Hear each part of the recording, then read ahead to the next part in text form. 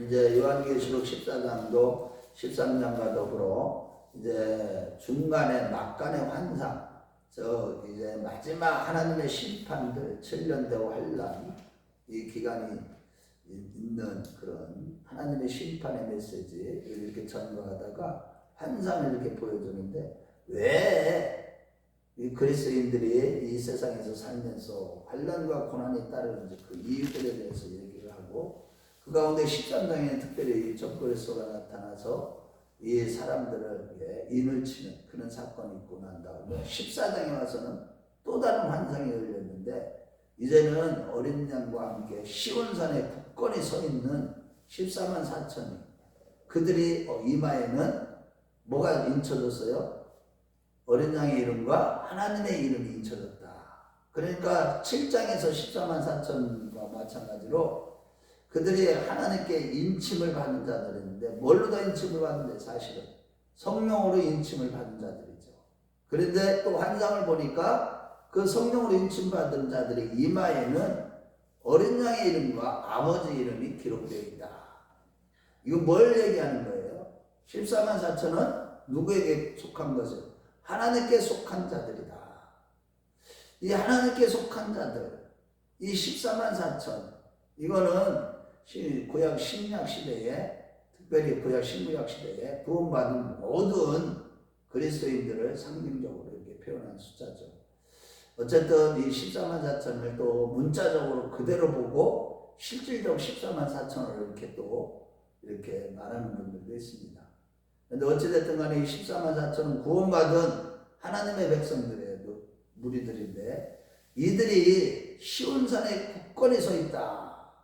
이 시온산이라는 것은 높은 시온산에 굳건히 서 있다. 이 얘기는 뭘 얘기하는 거예요?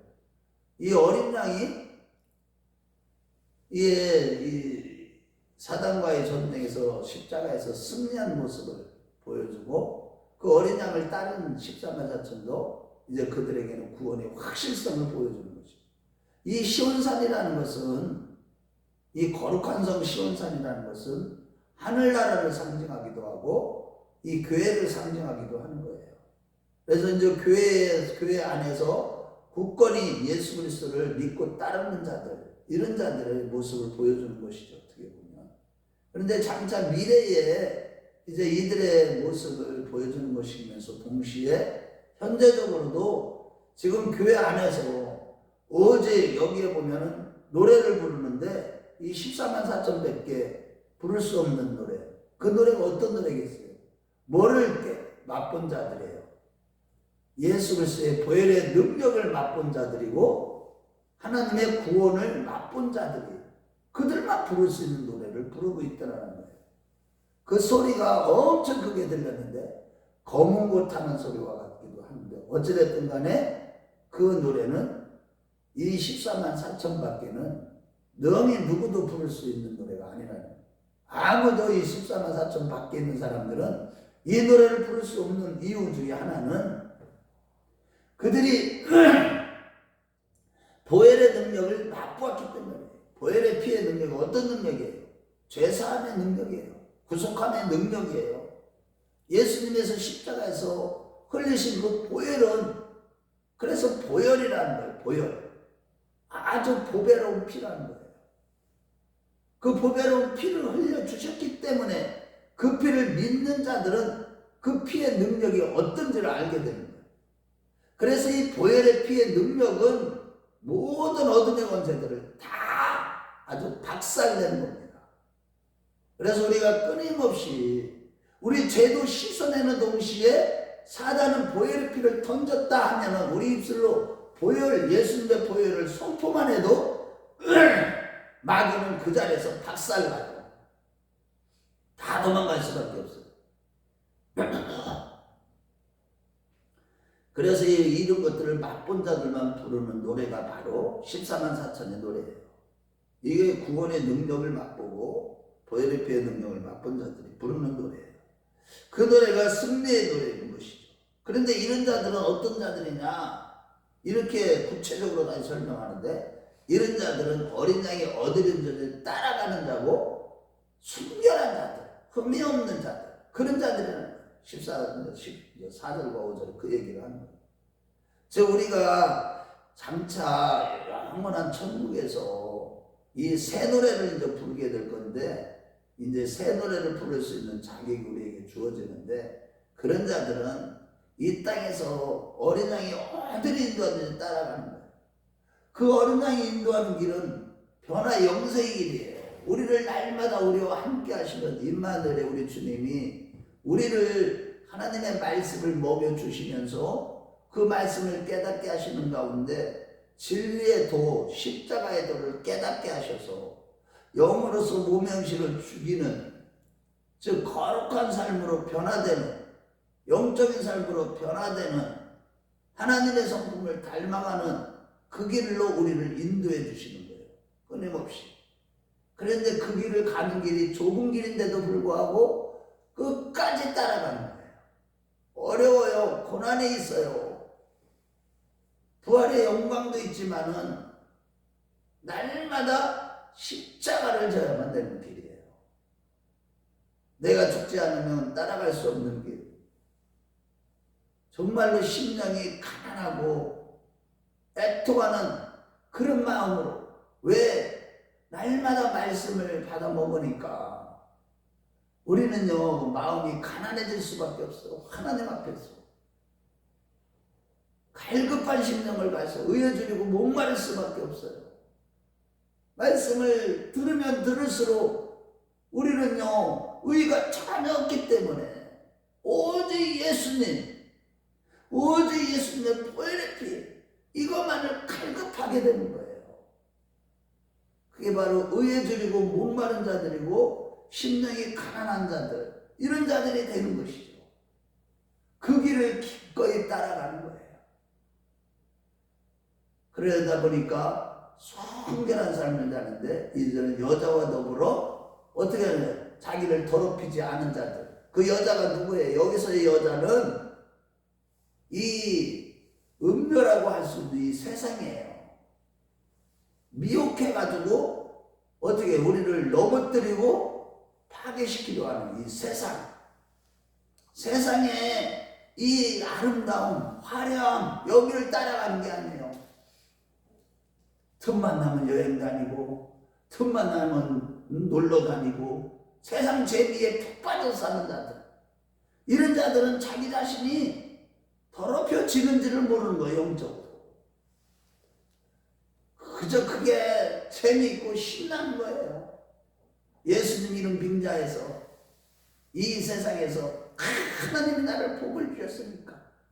물론 우리는요 이 땅에서 하나님이 주시는 이 세상에서 아주 풍성한 삶을 맛볼 수도 있어요.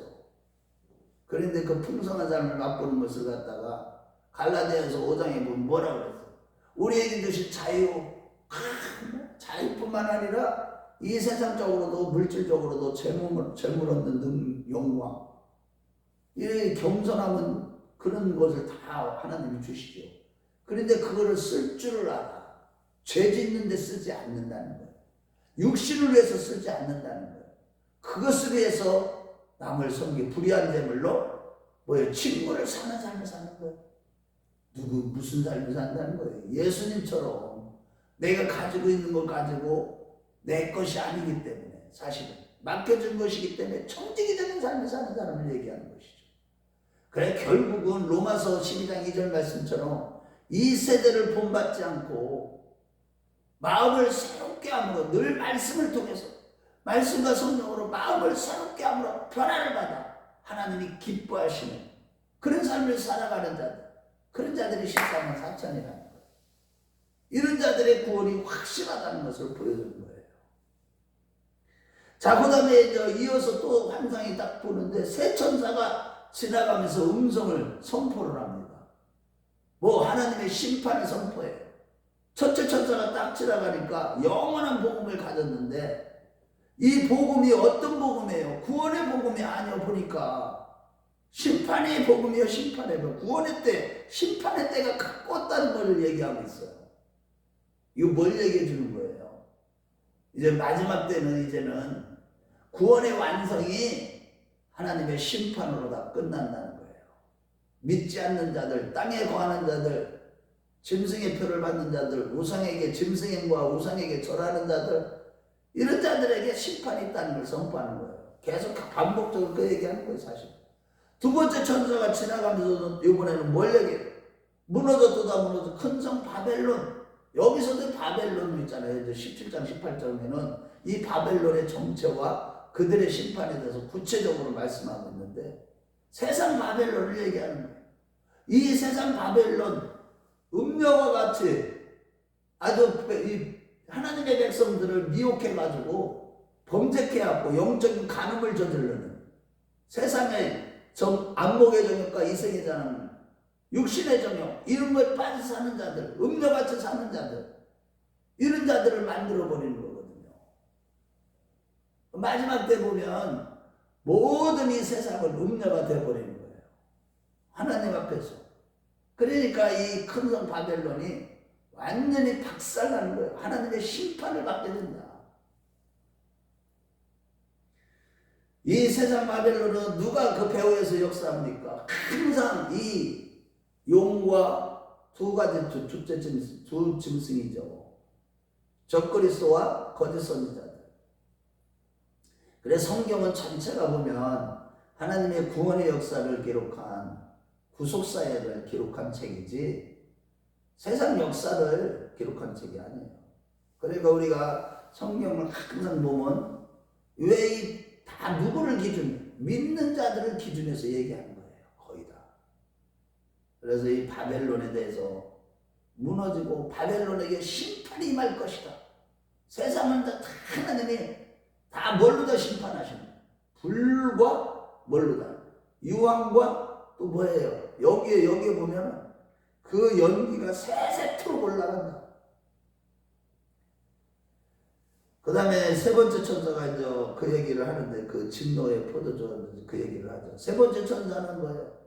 지나가면서, 그래서 짐승의 표를 받은 자들, 또 우상에게 절한 자들, 또 적그리스도를 숭배한 자들, 이런 자들은 뭐예요? 다 세상과 타협하고 적그리스도의 미혹에 다 넘어간 자들, 사단에게 다 속은 자들이죠.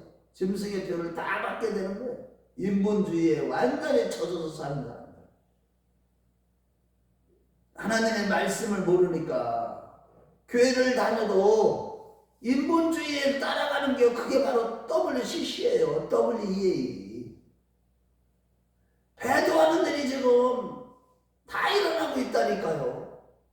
전 세계적으로. 데살로니가서 2장의 말씀처럼 지금 교회들까지도 인본주의가 교회 안에까지도 다 들어와 있다니까요. 그런데 그런 설교를 들으면요, 자기가 의로운 것 같아. 그래, 저 성소수자들도 보호해야 돼. 그러면서 자기를 갖고 나가는 거야. 그래갖고 차별을 금지하라. 차별금지법을 세워야 된다. 차별금지법이 맞다. 오늘날 보세요. 기운실 같은데 손봉호, 이런 사람들 보세요. 세상적으로 학문적으로 얼마나 논리적으로 똑똑합니까? 기독교 윤리, 좋은 이름은 다 갖다 줘요. 기운실, 실천, 본부. 기운실 알아요? 그런 사람들 보세요. 얼마나 사람들이요 많이 배웠어.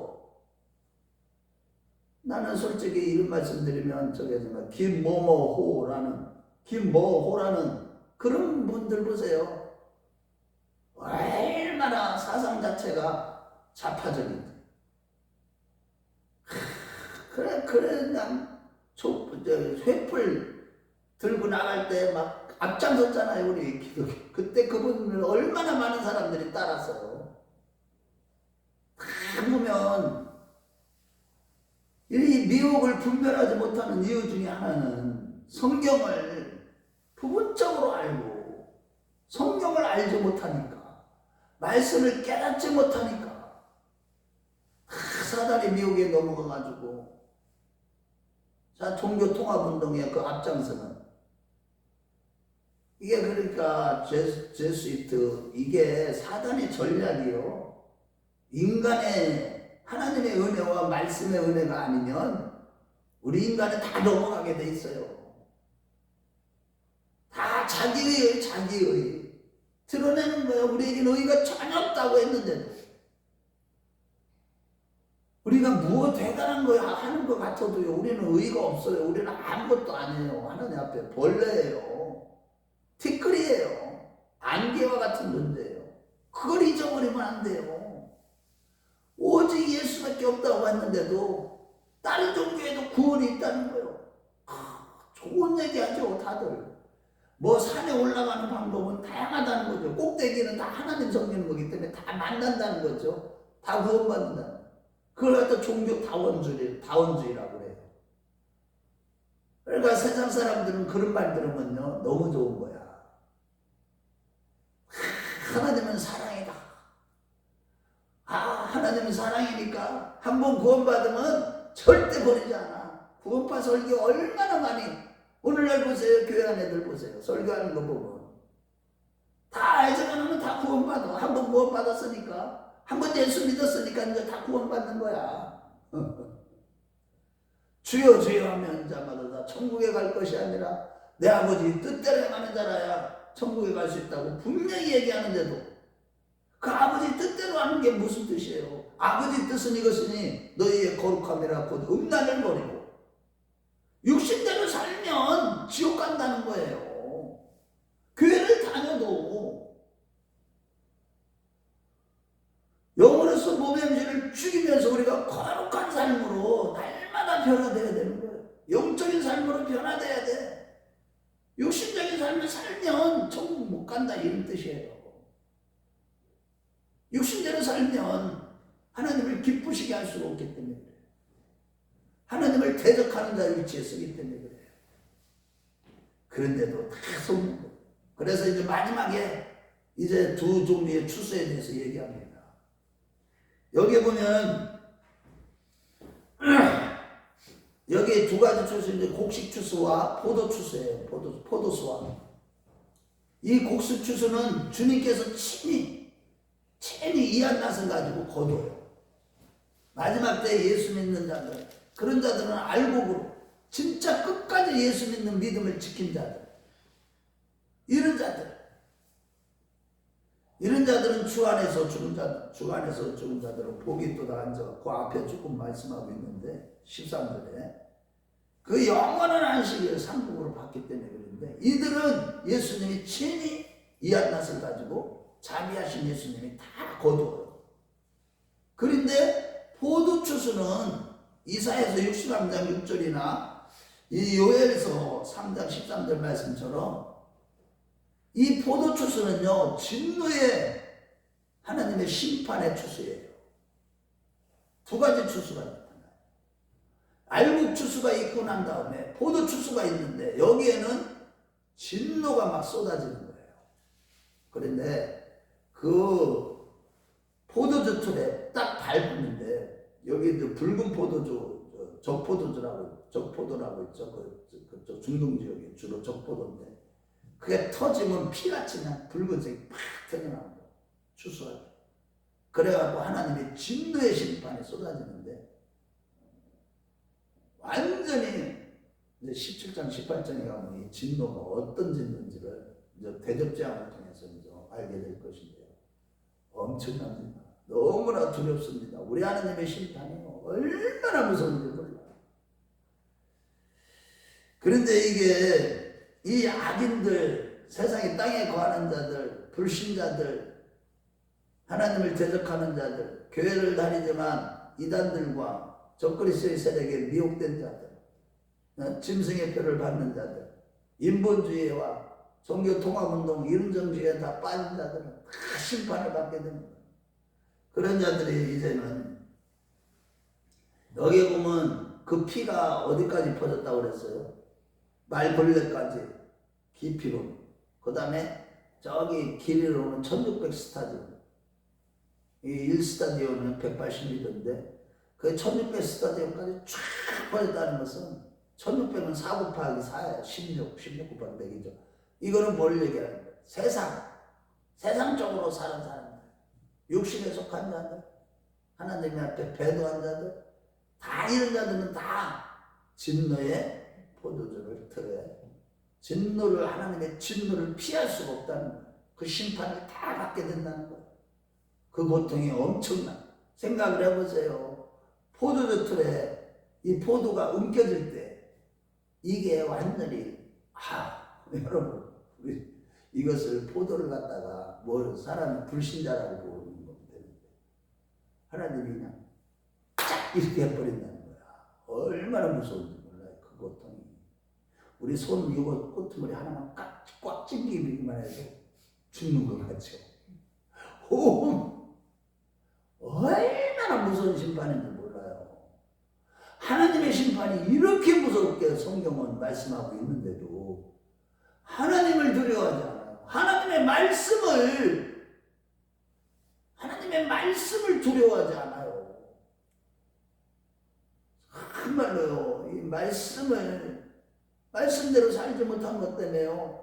몸부림치며 회개하며 하나님 앞에 살려달라고 해야 되는데 철저히 회개해야 되는데 죄를 짓고도 말씀을 거역하고도 다 라우디게아 교회가 돼가지고 눈이 멀어가지고 영적으로 다 헐벗고 다니고 정말로 얼마나 더러운지 몰라. 세속화된 이 교회들 다 심판을 받게 된다는 저 여러분들이 오늘 이 말씀을 늘 기억하고 정말로 어린 양이 어디든지 따라가고 정말로 흠이 없고 순결한 자들 여자로 말미암아 자기의 정절을 지킨 자들 이 세속화되지 아니하는 것 이것이 중요한 겁니다. 마지막 때는요 세상 따라가면 다 죽는 거예요. 이제는 회개할 기회가 주어지질 않아요. 다 됐어요. 이제 때가 임박한 일어날 때 우리가 정신을 똑바로 차리고 철저히 회개하고 날마다 보혈을 의지하며 날마다 승리하고 변화 영생의 길을 다 가고 마지막 때 우리 주님 앞에 섰을 때 칭찬받는 면류관 받는 하나님 앞에 마지막 때 우리는 면류관을 받고 14만 4천의 노래를 부르고 하나님의 앞에 진짜 칭찬 듣고 영생 복락을 누리는 우리 모두가 다 되시길 주의 이름으로 축원합니다. 자비로우시고 은혜로우시고 노하기를 더디하시고